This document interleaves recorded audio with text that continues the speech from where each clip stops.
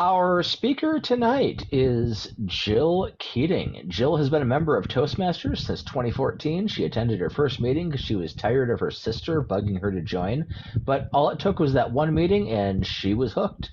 She served in the roles of president and sergeant at arms, but presently she is secretary of not just one, but two clubs, generally speaking, and DJAB. And she is here tonight to talk to us about how to create effective meeting notes.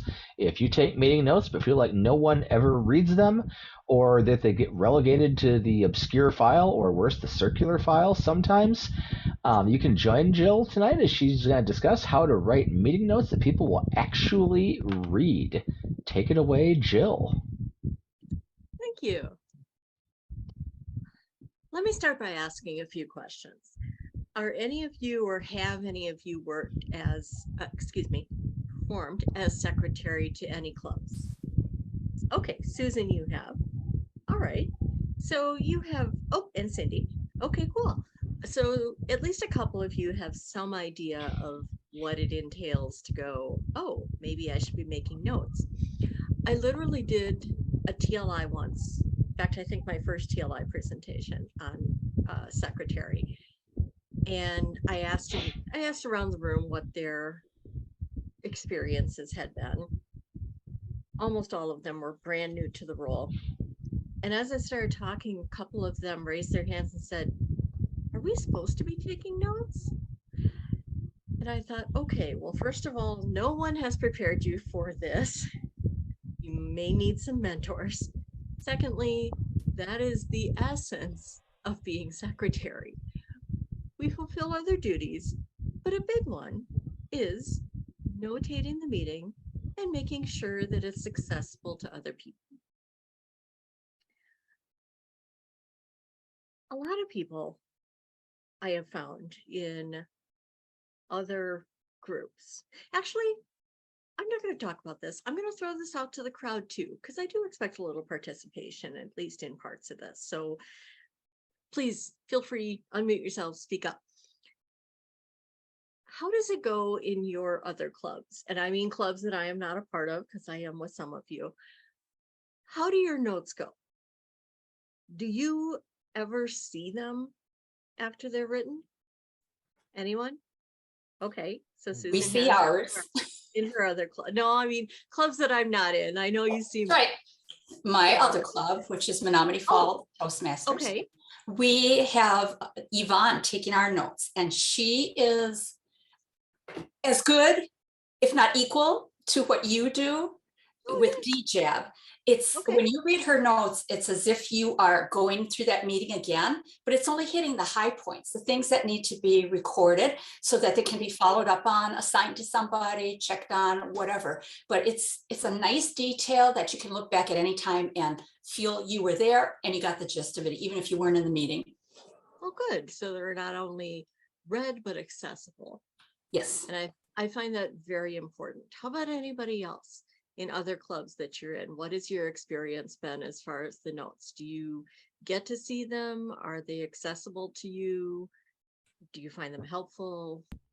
Notes? Robert. What notes? Yeah. They disappear into oblivion and you never see them again or never hear them? If they're taken in the first place. Okay. Like I said, had a couple of people going, oh, we should be taking notes. Is that our job? Which made me wonder, and no offense to them, obviously they were brand new and no one had ever explained the role to them at all. But it made me wonder, what did they think their role was? How about anybody else? How about you're in other clubs. What has your experience been with other clubs as far as their notes go? Our biggest challenge is to fill in all the roles while avoiding to do double role taking, which is frequent. It's disappointing for me to say that we do not have, unfortunately, a dedicated person that's taking notes every meeting, only because they're likely either away or they're just doing something else. And one of us has a role, and it's difficult. It's difficult alone to be a timer and a general evaluator. It seemed more difficult to be a timer, general evaluator, and a note taker.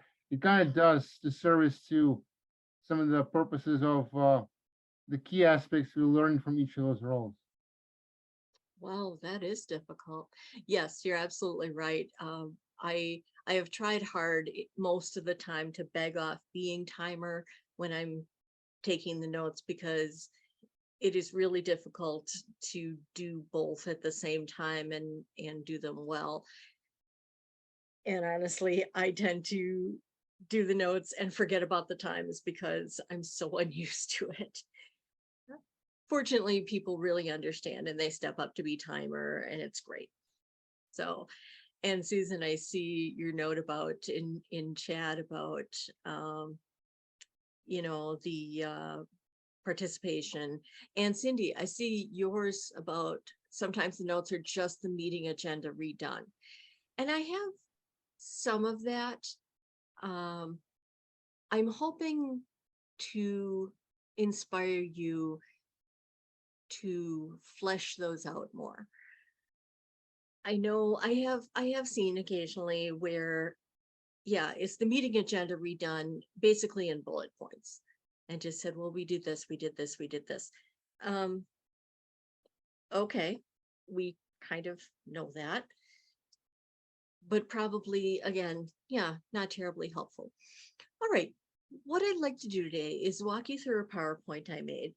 I consolidated a number of notes from various meetings and including various clubs.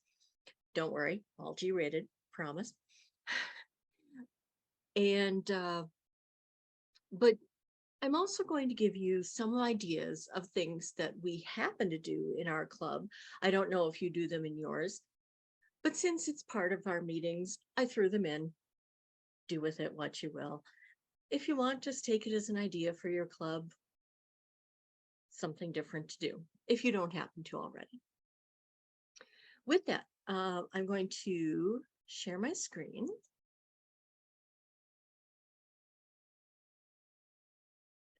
And start this off.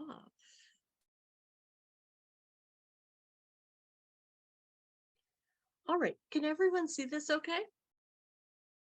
Yes, I can Yes? see it. Okay, looks like a yes from everybody. I'm sure you'd speak up if you said no. All right, I'm going to go through this in the order of which we happen to take our meetings. I realize that with other groups, they might not take it in this exact order. That's okay. You do you. It just made more sense to me to do it in the order of our meeting, which is also the order that I go with in my meeting notes. I have found, and I'm very grateful for this, I have found great success in people actually reading my meeting notes and giving me feedback on them. And it always makes me feel really good to know, oh, somebody actually read them, because there's nothing saying you have to. You know, I put it out there and everybody could just go click delete. Whatever you want to do with the meeting notes is what you do. But I think it's just like Toastmasters. What you put in is what you're going to get out of it. And I really appreciate feedback on my meeting notes. I have had people give me hints over the years as far as what they would like to see, and virtually without exception, I've incorporated them and gotten good feedback from other people about that, because it's not about me, it's about what's good for the club. Having said that, my very first time as secretary in my very first club, the president took me aside because I was asking him, oh my gosh, I got to take notes. I don't know what to do. Blah, blah, blah. I was freaking out a little bit. And he said something to me I won't forget. He said, this is your job. Make it your own. Think about what you want to do, but do it your way. Read other people's notes, get ideas, but there's no set template for what you have to do. And after thinking about that, I really took it to heart. And that is why I write meeting notes the way I do, because I guess more than anything, I enjoy it. I write them the way that I would like to read them. And so far, I seem to have gotten really good feedback from other people that they enjoy reading them too. And I take it that that means not just because they find them entertaining, but they also get something out of them. One thing I'd like to start with is, for anybody who does have their meeting notes published, when do they publish them? Right after the meeting? Later on? You know, again, not me, but what does anybody else have? Right after, I'm guessing? For one of my clubs, we had a meeting last week, Wednesday. This happened to be a mix of in person and virtual. And the club president ended up writing out the notes and sending them, I believe it was the next day, Mhm. instead of the secretary who is not able to attend. Mm. Whether they'll continue to be the case for the future meetings, I do not know. But as far as timeliness, it was within that maybe 1 to 3 days that is likely ideal. Okay. And I have heard that before. I actually do it a little differently. And part of it was my own thinking, part of it was feedback that I incorporated from someone else. I do 2 sets of notes. Within the first 24, maybe 48 hours, I send out the business notes, because generally they have timed elements that people should know about right away so they can prepare. Things that may be coming up quickly, things that may not be coming out quickly, but require more advance notice. This will give people their very first, okay, these are our action items that you may need to know about. If you need more information, hit up someone now. I actually don't put out the rest of the notes right away. I have one club that meets every 2 weeks, and I have one club that meets once a month. I usually strive to put out the meeting notes for each of those around halfway through that time period. And here's why. I found a little bit, if I put them out right away, the people who went to the meeting go, yeah, they skim through it. They're like, I just went to the meeting. I know what happened.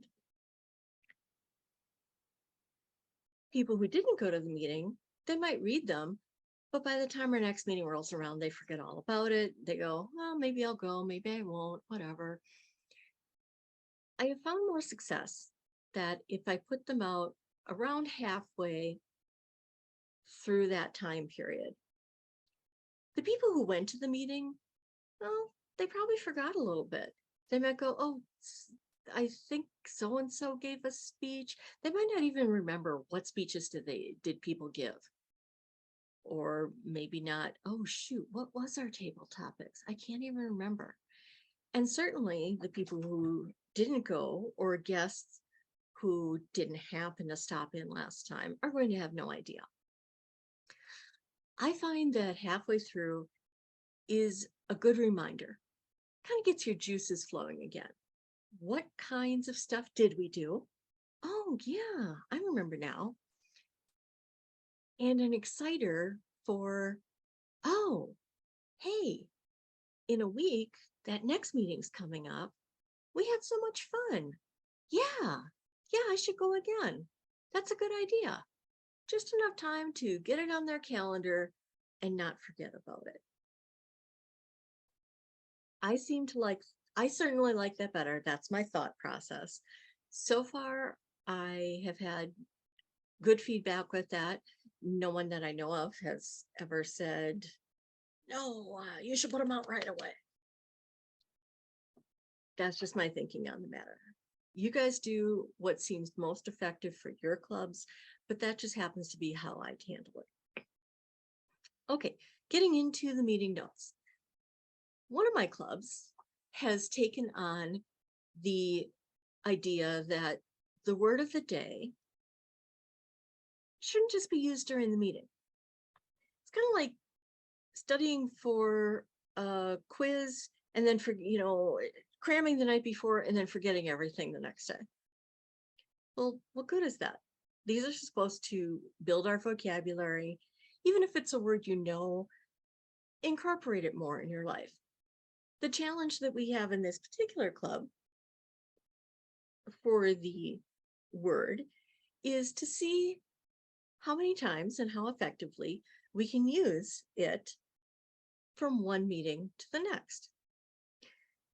Therefore, I do put it in my business notes, but I also put it in my halfway through notes. And I used to put it down later.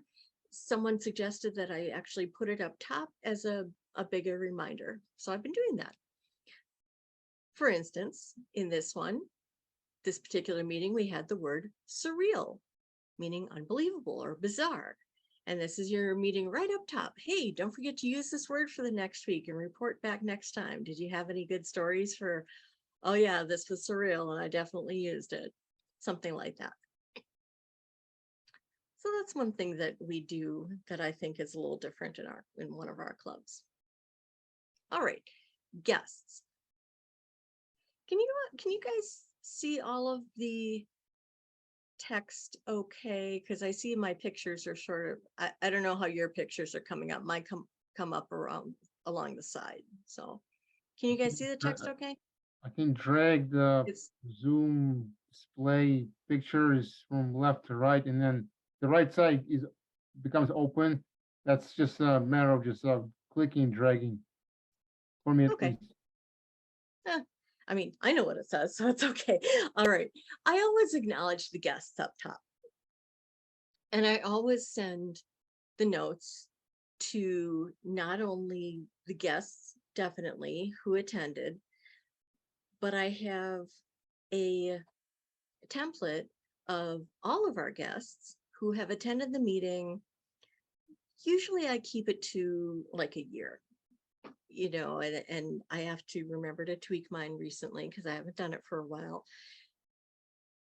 But because I have no desire to spam people who are simply not interested, they came once and they want out, that's fine. But we have had guests who have attended and then been gone for a couple of months and then might have come back. I want to keep reminding them, hey, you said you had fun.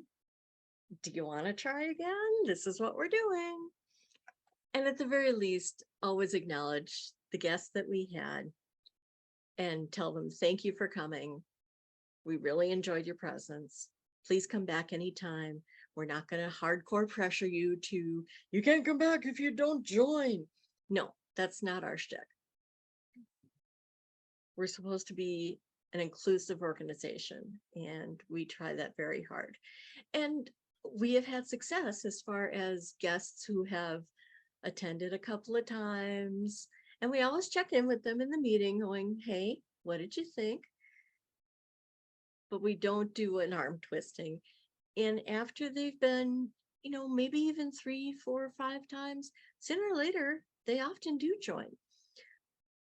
I find the notes to be their continuing reminder without the, hey, you must join to get the notes, or, well, we're ignoring you unless you join. No, this is your, what did you miss? Or, hey, thanks, you're right up top. Thanks for coming. We haven't forgotten about you. You are important. So for this meeting, we had the pleasure of 2 distinguished guests, Maria Vasquez and Jennifer Kubica. They both seem to enjoy themselves and are welcome anytime. Something short and sweet, unless, of course, and if they participated in the meeting in some way, this is a good time to acknowledge that and say, hey, thanks for jumping in on table topics at the last second. You're never required, but great for you for playing along. All right. The next thing we have in both of my, well, they're named different things, but in my meetings is an inspirational moment. I'll just read this one to you. You can probably read it faster than I can, but I'm going to do it anyway. Jill, yep, me, gave a short story about a professor who had previous students visit. They talked about how successful they'd become. New cars, big houses, important jobs. The professor made coffee for everyone and set out an array of cups. There was plastic, colored glass, metal tumblers, wood, fine china, etc. After the students had their coffee, he noted to them that they had all gravitated toward the fanciest cups. He asked them to think about why that mattered, since all they had really wanted was the coffee, and the cup itself added nothing to the beverage. Consider what truly matters to you beyond the trappings of success. What fills your cup? Now, this was pretty much the whole story that I gave with a few embellishments. If it's a much longer speech, some people give an actual short speech for the inspirational moment. I will, of course, cut it down to the essence, but I do go over it. We all need a little inspiration in our lives. It may have inspired you for a moment or a day or two when you first heard it, but without repetition, people lose things. This is your repetition. This is your uplifting moment for, oh, I remember that. I did like that story. I got to think about that some more. That's why I go over that one more time. The next thing we do, usually I will stick in the word of the day one more time, especially occasionally if I'm crunched on time for notes, I won't, because I know I did it up above. One of the things that I do in my notes quite a lot, and I don't know how people feel about this. I personally have gotten positive feedback. I'm curious to see how other people feel about it, is I interject a lot of personal things in my notes, as far as I don't just bullet them. I put in sentences saying how I feel about it, or a funny thought, or, oh boy, this resonated with me, something like that. I realize it's not a necessary part of the notes, but I feel that it humanizes the tone of it. It ends up becoming more of a segmented story that I find people pay more attention to than rather just bulleting is very easy to read. It's a great way to transmit facts. However, if you're trying to get across the flavor of something, like an entire meeting, people tend to skim right over it and don't take in a lot. If they have to actually read about it, assuming they're enjoying it, they get more involved. Usually, they take more from it. That's my philosophy on writing notes the way I do. So again, word of the day, I just throw it in there one more time. And like I said, I even say it must be a quality we all know well, being surreal. Got used often, and hey, such are our lives. And I'm sure you've all had your surreal moments in and out of Toastmasters. All right. One of the things that we also have is a humorist. And I'll run through this one with you. Amy provided some humor as she discussed her difficulties trying to navigate the labyrinthine mystery of Salesforce support. I don't know how many of you are familiar with that, but if you're in business or IT, you've probably heard of it. Virtually everyone can sympathize with the maddening process of dealing with any kind of tech support or call center representative. I give Amy a lot of credit for being able to find funny aspects in the tangle. And again, sometimes humorists can, for our clubs, consist of maybe maybe a little story. Sometimes people run short on time or just don't have specific inspiration at that moment. So they'll give us some last minute internet jokes. That's great. Still fun. I don't write down all of those. I'll cherry pick one, maybe two very short ones, and just put those in as, oh, I liked this one. There you go. You missed all the other dad jokes we had, but here's one for you. Take this along in your day. So I do say something about the humorist, because we all need a little giggle in our day too. All right, speeches. I go through each speech individually. Each one gets a little short paragraph, at least a couple of lines, to tell people what was it all about. Not just the topic, but what did they say? So for instance, Carl was the first speaker of the evening, talking about the importance of staying hydrated. While it's necessary year-round, it's absolutely critical in hot summer months. He helpfully describes symptoms of different levels of dehydration: dizziness, headaches, extreme thirst, muscle cramps, etc. He even explained a simple test to check your own level of hydration. If your urine resembles lemonade, you're golden, so to speak. If it's closer to apple juice, it's time to grab some more water. And again, it was his joke in there, but I used it. It's a handy reminder. And I didn't just say, he talked about hydration, keep drinking water, next. Because what's a speech about if it doesn't have some meat to it? I also feel as though if I write a few lines about it, and yes, it does take a lot of note taking. I do lots of little shorthand stuff for myself. My notes to anybody else would probably be gibberish, but that's why I write them out like this. Is that if it sounds even vaguely interesting, this is your chance, and you missed it, or you had more questions, this is your chance to go to the speaker, hit them up and say, hey, I heard I missed your talk about hydration. Can you give me some more on that? Or, hey, I thought of a question. I don't know if you covered this, but I was wondering about that. This gives you that chance. This gives you more of a flavor rather than, oh, it's about hydration. How nice. I'll drink some water. What's next? I like to fill in the blanks. And I'll give you a couple more examples. I know we all know how speeches work, but I felt like each one of these was a little bit different, and they're not too long, so bear with me. Michael spoke next about his personal style of humor. Although he considered physical comedy, as any leapt over a conga drum to hand off a trombone, he decided that it wasn't his primary. Sesame Street won out with a verse of C is for cookie, that's good enough for me.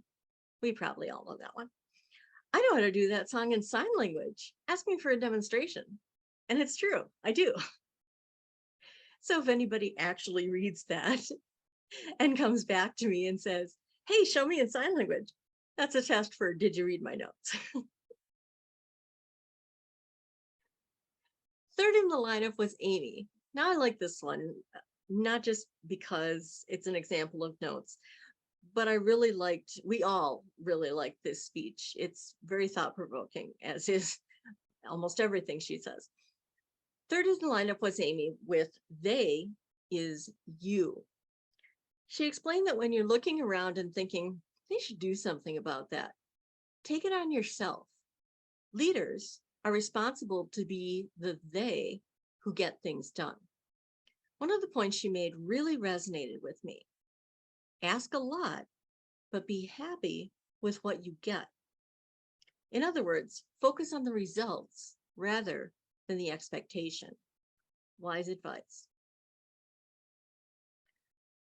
I feel as though speeches that have slightly deeper content are especially important to notate and to impart some wisdom on,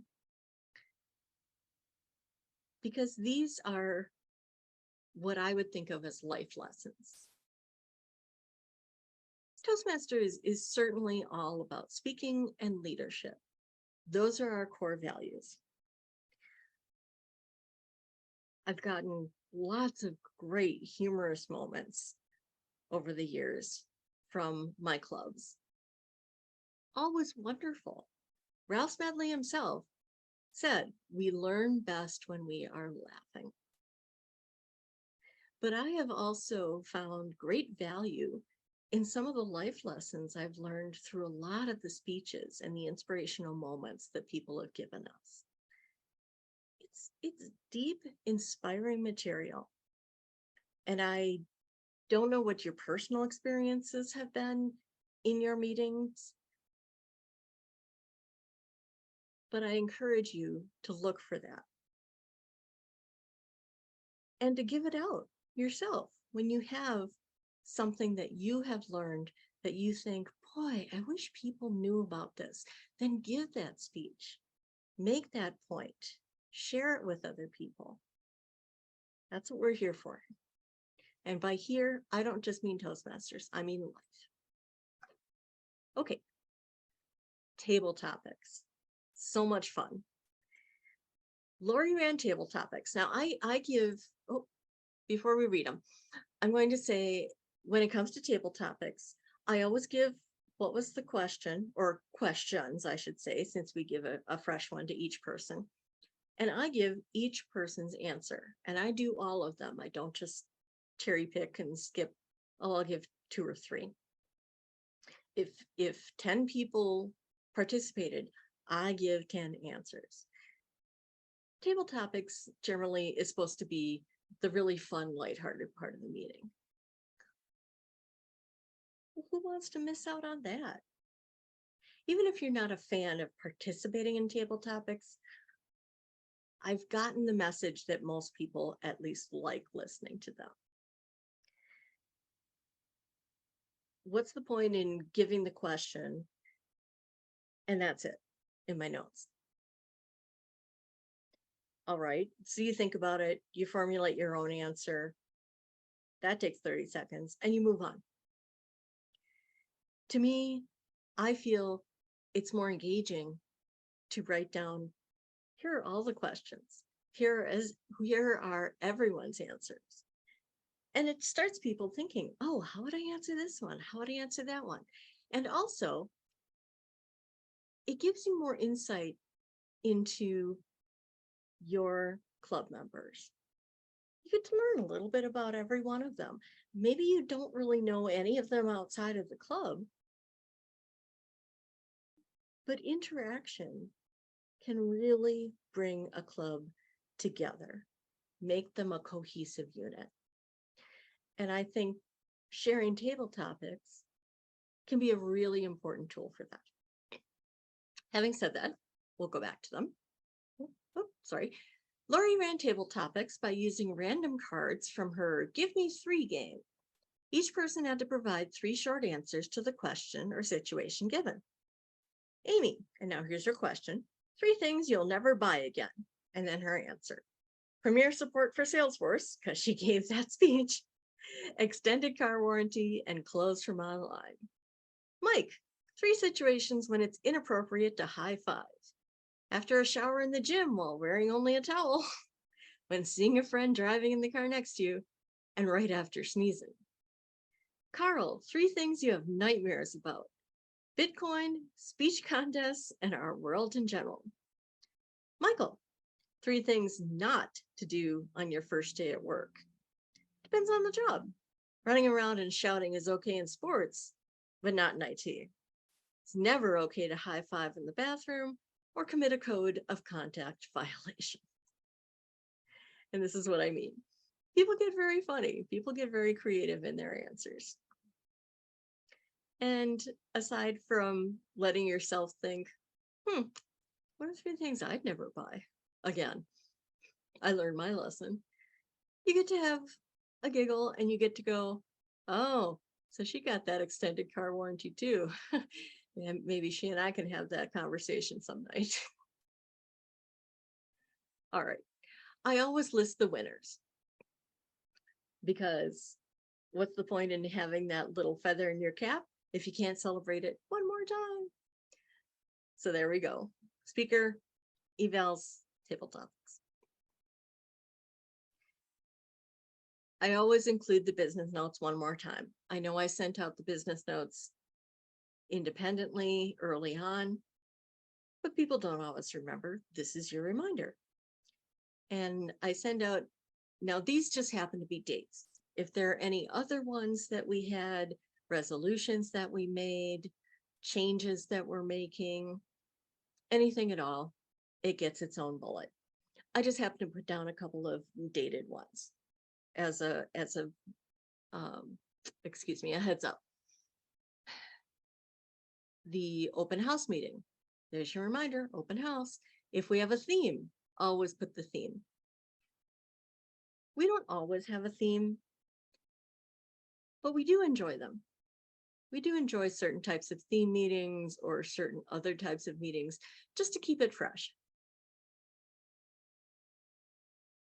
It's a fun and engaging way to really think creatively. Here's your heads up for, oh, we're doing club officer elections. Hint, hint. How do you want to participate? What do you want to do? Help us out here, please. And a speakathon. One of the things that we do in one of my clubs is for speakathons. One club we do, one club we don't, but I love it personally, is one club, we crowdsource the topics. We don't pick our own topics for speakathons. We actually send out an email with a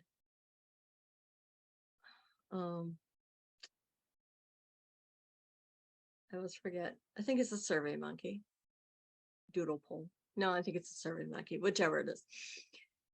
Asking for people to give maybe 3 to 5 suggestions for topics. And for this particular club, we encourage them to be as off the wall as possible, and you have to rise to the challenge.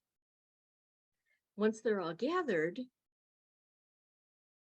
the generally it's our, well, let's see. Yeah, generally it's our VP who takes care of that. She puts them out, and when she gathers all of them together, she will put them into the large proverbial electronic hat and parcel them out with several suggestions for each person. In theory, you're really supposed to pick off the list, find one of those, and go for it. There you go. There's your speech topic. I find that really fun. I think other people do, because generally they do. Most people don't actually go pick their own. Obviously, you're free to. No one's going to shame you into it. But it really sort of encourages you to expand your limits. Think outside the box. Write about something that you never would have considered. Maybe you've never even heard of. I know I had one speakathon years ago that I had, I think, 5 possible topics. 2 or 3 of them, I didn't even know what it meant. I had to go Google them. I was like, what is that? And I ended up writing on one of those just because I started getting into the research and thought, huh, this is more interesting than I thought. Okay, what the heck? I'll do it. It's a challenge. Rise to the challenge. Also, I have found that, believe it or not, doing it that way gets more participation from people. We have actually had more people engage and sign up for speakathons that way than when we used to do the pick your own topic. I guess there's a little bit of peer pressure involved to see, hey, who can be creative about this? we're not going to yell at anybody who chooses not to do a speak-a-thon. But honestly, we have so many people sign up, we just don't have to. And that's not always the case in one of my clubs. One of my clubs, we sometimes have meetings where we literally have no speakers. We've been really, really encouraging people that gotta step up and do speeches. This particular type of activity, I feel if you're having that same problem, might be one way that you could creatively up that ante. Every single email I send out, whether it's the business notes or the regular notes, I always put a full reminder for the next meeting. I put the date, I put the time, because we have people from all over the world. I make sure they know what time, not just, oh, it's 6:30 and my time, your time, do the math. There you go. Then they can figure it out from there. If we have a hybrid meeting, one of my clubs is hybrid, one right now is online only. But if we do, I always put the physical location, exactly where. There's your address if you forgot. I always put the Zoom link, especially, and tonight's a great example. Occasionally it might change. Well, here's your exact Zoom link. I don't just go, usual, same as always, and now make you go look for it. Just go to the email, click, you're done, if you happen to save the email. One of the things that we do in our hybrid meetings too, we always put this little note. We like people to go right to the agenda online and put a note in there to say, are you going to attend in person? Because if it so happens that we have a lot of people who are just going to dial in, we might choose not to have a physical meeting.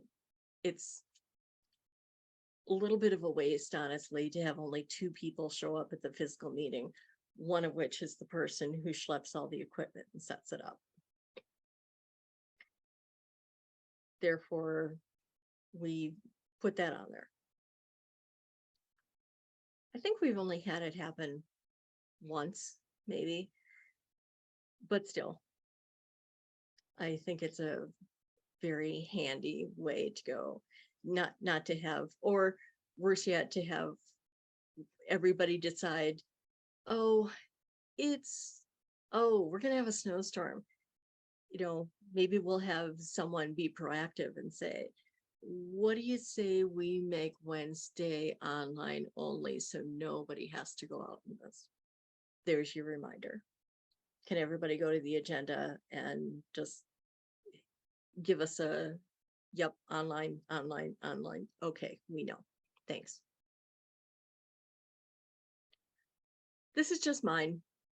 I don't know if anybody else cares about this, but maybe it's just me. I feel the need to get in one last thing. I happen to like bunnies. So I have a little bunny on the end of all my emails that a friend made for me.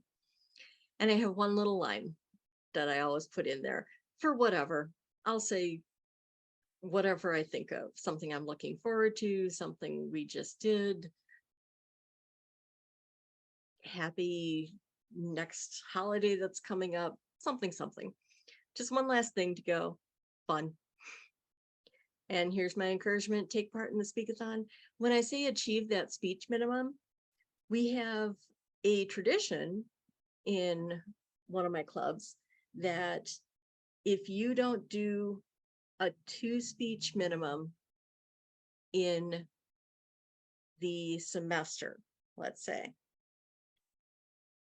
we more or less require you to make that up in the speak-a-thon. You got to do at least one in the speak-a-thon. Again, we're not going to yell at anybody if you don't. But gentle, funny peer pressure is a real thing. And we try to get people to go, hey, you're here for speeches. Got that 2 speech minimum. What are you going to do? Not to mention, sometimes we also tease them that if we have a get together outside of the club, which we often do, don't do your speeches. Guess who's buying the first round? So that's my thing. All right, with that. Okay. Those are pretty much how I do my notes. I know it's kind of long. It's honestly much longer to write than it is to read. It seems kind of long, but honestly, you probably read a lot more in online articles every day. I have found that once I write it and I go through to review it, it takes less than 3 minutes to read through all of that. If you're interested enough, there's your 3 minutes of review. If you're not, again, hey, hit the delete button. Doesn't hurt me. If you come back to the next meeting and have no idea what's going on, okay, I can't help you. Therefore, those are pretty much how I do my notes. I have had, and I'm very gratified to say this, I have had some really good feedback from people about my notes, and it makes me feel like I guess I'm doing something right. Now, there is my 30, oh man, way more than 30 minutes. Sorry, I talked too long. That's okay. Most people don't have questions. With that, oh, we had more people join. Hi. All right, with that, I'm going to open it up to the floor. Tell me, what do you guys do? How do you feel about any of that? Feedback for me, hey, don't do that, whatever. Susan, is that your hand up I'm seeing? That's my hand up, yes. Okay, hi Susan, what you Hi. got? Thank you for a great presentation, Jill. Always enlightening, and you were as thorough as your notes are. 2 questions, if you don't mind. I write a lot, I talk a lot, I know. The first question I have is regarding the speakathon that you told us about and the method that you tend to use. Have you found ways to link a topic that the person picks out of those 3 random topics to a Pathways project? I leave that up to the person doing the speech, but because each path has a lot of options, I'm pretty sure that everyone has had at least the opportunity to find projects. And what's wonderful about Pathways, I know not everybody's a fan. It has its ups, it has its downs. What I like about it though, is that you don't have to do it one by one by one. You can skip ahead to usually like your level 3 or so has a lot of options. So you can skip ahead or back, whatever, do a level 3 to get that speech in there, and then go back to whatever level you were working on, or level 4, somewhere in there. If you choose not to, I can't make you. It's your option. What do you want to do with your Toastmasters experience? So far, I don't think people have had that problem. Thank you. I see. And if you need help, then you ask somebody else. What would this go for? I see Tom's got his hand up. He can jump before my second one. Yep. Oh, okay. Sorry, Tom, go ahead. Are meeting notes required? You're on mute, Tom, or at least I can't hear you. No, I heard him. He asked if meeting notes were required. Now you're on mute. There Weird. we go. I couldn't hear him. It was a little quiet, but I did hear him. Okay, well, anyway, that is an excellent question. I am not sure. I guess I would have to go to, well, I was about to say the manual. We don't exactly have those anymore. I would have to go to whatever the strict Toastmasters line is, unless somebody happens to I can know. jump in on this, Jill. Yeah, please. Meeting notes about what happened during speeches and table topics are absolutely not required in any way, shape, or form. What Okay. is required is notes from any business that the club conducted, specifically exact things that were voted on and the language of said proposals. So that's what's required. All the rest of this is a really, really nice, fun add-on to make your members happy and possibly get them to invite friends to their awesome meeting. But the only thing that's actually required is notes for the business meeting. Okay. And I do make sure to do You- those, like I said, this particular one, I just happen to put dates on, but if we do anything else within the meeting, I add it to the notes both times. Thank Did it you. answer your question? Okay. I don't know who was next. Well, Cindy, did you have something? Maybe? Cindy? You can grab Yvonne or Yuri. Yeah, I guess I will. Okay, I think Yuri was next. I'm just kind of guessing. I'm not sure which order the hands came up in. Yuri, what do you have? Hi, Jill. Hi. You're not in the same club, of course, and one of the clubs you mentioned in notes, I can't remember pinpoint that probably the notes relate to the club. What I'm curious about is, and of course, I'm in a meeting with you every Friday, once a month Friday. Often, and I'm impressed with your notes every single time. What I'm curious about is, even for me, as many notes that I've taken in my life from academics to all that stuff, even for me, it is still difficult to capture the essence of each answer because the answers we get in DJAP tend to be kind of those that is almost would be sad to miss just about everything that is said. And we do have a lot. We have a lot of fun in DJAP. We share a lot of bits and pieces, and I know that you're definitely writing a lot of things down. What do you use to capture the biggest takeaway that is being said, and then which you then turn into the descriptive notes? Seeing that it tends to go faster, and even I cannot write down what I've been trying to write out the answers to table topics and the key points. But even for me, it's just a bunch of key phrases. And I admit I kind of forget about them later on. They're still there on paper, but I forget to turn them into more of a highlight than what you do.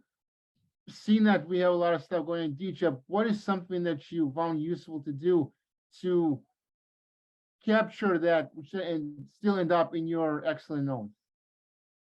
Thank you very much. I really appreciate that. To tell you the truth, I do the same. I try to do highlights as I'm going through the notes.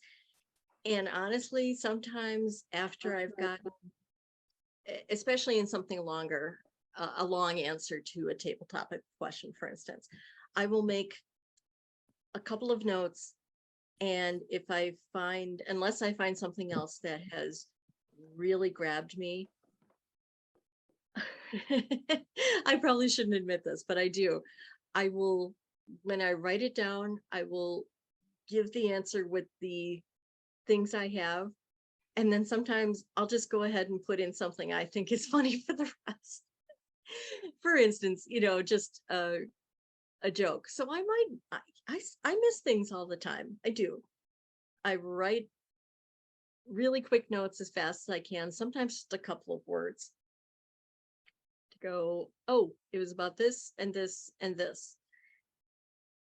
And I'm waiting for the day that somebody comes back and says, yeah, you wrote about those three things, but that's not exactly what I meant. So far, nobody has. I'm waiting for the day. So all I could say, I guess, is to give it your best. Try to listen for those keywords, I guess, is what I'm saying, as opposed to trying to write down every little thing they say. There'll be a point, and then they'll elaborate on the point, and there'll be a point, and then they'll elaborate. Unless part of that elaboration has something amazingly funny or insightful, go with the bullet points and you can certainly fill in a sentence from there. It's kind of like writing an essay. That would be By my the suggestion. by the way, just throwing something on this quick too. What you do is an advanced level of in-meeting note taking. Thank you. If you're just starting out with this, Mhm. feel free to write Amy Lynn Strozen during table topics explain to us why Salesforce is the devil. You know, Absolutely. and that's all you need to have, a fun, engaging meeting notes. And the more you do this, the better Mhm. you'll get at it. You are absolutely correct. And that is an excellent point that, all right, you gave it a flavor. Maybe you didn't have time. Maybe you had to take on another role and you just didn't have time to get super in depth on those notes. Okay. But you gave the information and, like you said, you gave it a little flavor. And if you want more, go ask Amy. I give up. Why is Salesforce the devil? You got somewhere to go from that. Yvonne, I'm sorry, I didn't mean to ignore you. Go ahead. Oh no, that's okay. I realize your presentation was very inspiring Oh, thank you. and very lovely. I can see why everybody had their hand up to say something. First of all, thank you for acknowledging and supporting an approach that I also have. What's And that? that's exactly what I do. I tell a story. As far as I'm concerned, the note taker tells a story. And my purpose is to let those who were there remember and relive, but also to poke the ones who missed it so that they realize what a wonderful meeting they missed. We had a guy who's a terrific storyteller. He's not very good on following rules or putting his damn speeches in the pathway process, but he'll get up in an instant and give a very good speech that is thoroughly enjoyable. And one time he gave a speech about how he met his wife. And when I did the notes, I called it our personal Menominee Falls Cinderella story. And I wrote a beautiful story about how he met his wife and how he missed her at a huge business conference. And the other day he showed up at a social event and she showed up. But unlike Cinderella, she had both shoes on. So he didn't have to chase her and give her the missing shoe. No, he never said that in his speech, but that's how he conveyed his emotion.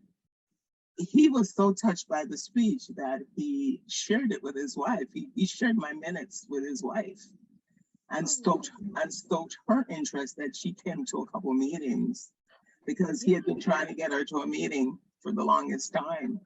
And just by a storyteller telling his story and enhancing it, I don't worry about what people think. It's in regard to how you convey their stories.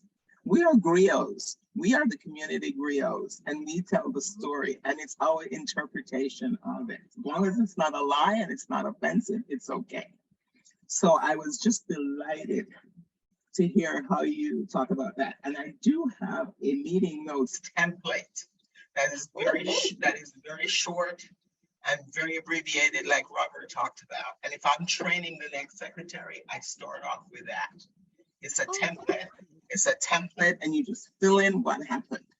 But then when you get to be your community grill, then you can enhance that. So is your role, Jill, the secretary of the club? Yes, actually, I happen to be secretary of both my clubs right now. So when you talk about the speakathon and other things like that, do you collaborate with your vice president of education, or do you take it on yourself to do that? Constantly. Okay, gotcha. Great ideas. Thank you so much. Thank you very much. I completely know what you mean about the storytelling. In my old job, I used to do a bunch of training. And I found the most effective way to get a concept across was to tell a story about it. Tell a story about something that had happened and why this rule or law or whatever it was important to it. Those drove it home. People remembered those. Yes. People would tell the stories years later because they found the story intriguing, but they took away the lesson. And Yes. that's the important part. And I'm so glad that you like doing notes that way too. That's cool. Susan, I think you had another one. It's a quick one. Oh, it's good. You have that nice little note at the bottom of your meeting information. It says, please note on the agenda if you will be attending the meeting in person to maximize use of resources. I get that part. I don't know if the other club that you're talking about that is hybrid, if that's a corporate club or community club, because I'm wondering if you have any concern by having that note on there that you might call a totally virtual meeting and then have some guests actually show up at the location. You know, it's a community club, and that's an excellent point. So far, we've had one meeting unfortunately have to be canceled altogether because at the previous meeting, we had determined that there were just too few people who were able to attend. At this time, I don't believe we've had any that we've had to call off in person and go to solely online because of that. We sort of include that as far as a heads up for the rest of us. You're right. It is an unfortunate possibility that we might have a guest show up. I will say that previous to this, our SAA was the one taking that information and going with it because he collaborated with our tech guy to get all the stuff there for the meeting. He would say he would like us to give that input within 24 to 48 hours before the meeting. That's when he goes to look at it. Minimum of 24. I took that as I go look at them too. If I saw enough people saying I can't make it, I would send out an email to everyone, including our previous guests, saying, guess what? This is only going to be online. I realize there is a possibility that we might miss a fresh guest. I'm just not sure how else to do it because it seems very difficult, and like I said, a waste of resources and a waste of people's time to go, one, just the tech guy shows up, or just the tech guy and the sergeant at arms shows up. And that's really a burden on them. Thank you. I thought I would ask because one of the clubs in my area as an area director has that issue, and that they seem to address it by having the sergeant at arms bring all the stuff to their location so that there's always a physical person there. And if he's the only one that's there, he just logs in online and then goes home. He happens to live the closest as well, though. So he's not traveling long distances. Thank you for that. Oh yeah, absolutely. That's a really good question though. I don't know for certain that I'd ever thought of that. I'll bring it up at our meeting.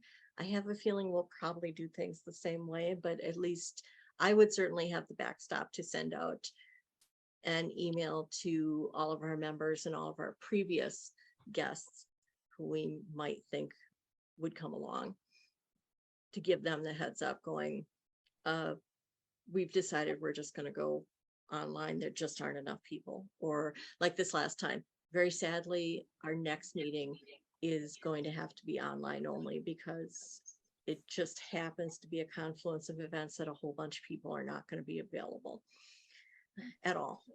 We just went through that with our club also, Menominee Falls, that the place that we meet is a polling station. So not only is it our meeting place at the fire department, but they also set it up the day before there's an election and they don't let anybody in those rooms. So we knew that enough ahead of time that even before the previous meeting, our people that are so on top of it started getting everything out. So we didn't have anybody show up that we heard of. And if so, they probably could have voted. Good, very good. Okay. I know we're just a little over time and I apologize for that. Does anybody else have something they wanted to ask or share?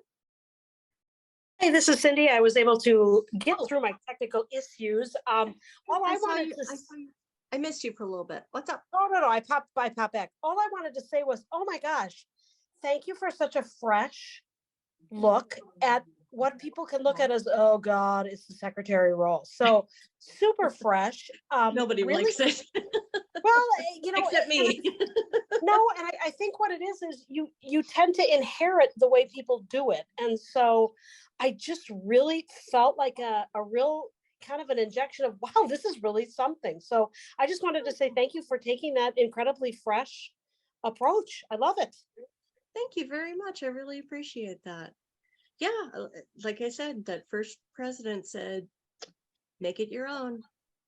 Look around, but do what you want to do, and that's the only way that it's ever going to be successful. And I just sort of came up with this and said, well, what would I want to read? I don't want to read a bullet list either. Yeah, no, great. Thank you so much just for that reinvigorating. Well, thank you. I really appreciate your feedback. That's very nice to me.